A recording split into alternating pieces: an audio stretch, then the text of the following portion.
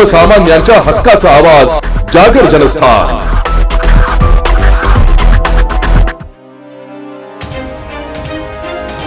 नाशिक शहरातील दूध भेसळीला आळा घालण्यासाठी अन्न व औषध प्रशासन विभागाने शुक्रवारी भल्या पहाटे नाशिकच्या दूध बाजार परिसरात धडक कारवाई केली।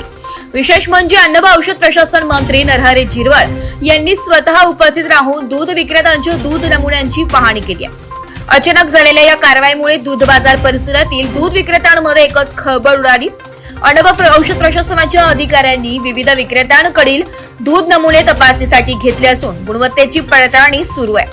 मंत्री झिरवाळ यांनी दूध विक्री प्रक्रियेची पाहणी करत संबंधित अधिकाऱ्यांना नियमांचे काटेकोर पालन करण्याच्या सूचना दिल्या। नागरिकांच्या आरोग्याशी कोणतीही तडजोड सहन केली जाणार नसल्याचा इशाराही यावेळी त्यांनी दिलाय। दरम्यान तुकाराम मुंडे यांनी अन्न व औषध प्रशासनाच्या आयुक्त पदाची सूत्रे हाती घेतल्यानंतर राज्यभरात विभागाकडून धडक कारवाया सुरू करण्यात आल्या।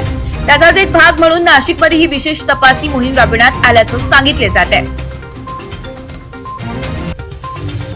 आता इथं आपल्या शालिमारच्या दूध बाजारात जेवढी आपण सॅम्पल घेतली, डेअरी डेव्हलपमेंटची लोक आपल्या बरोबर आहेत, त्यांच्याकडे 9 प्रकारच्या टेस्ट या तात्काळ होत असतात। प्राथमिक अंदाज त्याच्यातून येतो, तर सगळ्या ठिकाणी तसे निगेटिव्ह रिपोर्ट आलेत।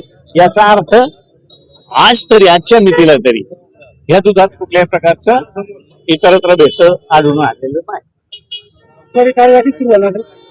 ही कार्यवाही पाठीमागे होत होती, फक्त ती मुंबईमध्ये होत होती, नगरमध्ये होत होती। आज नाशिक हे माझं नाशिक आहे, आपलं नाशिक आहे, तिथे आपल्याला तशी जागृती केली पाहिजे। म्हणून आजपासून पुढे कायमस्वरूपी अशा पद्धतीची कार्यवाही केली जाईल।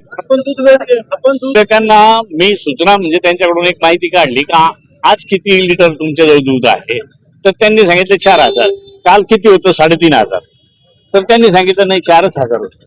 याचा अर्थ आज उद्या परवा म्हणजे कमी जास्त जर झालं तर त्याच्यात समजायचा एक दिवस गाय म्हैस जास्त दूध देते आणि एक दिवस कमी देते का, म्हणून तोही अंदाज बरोबर लागतो। धन्यवाद।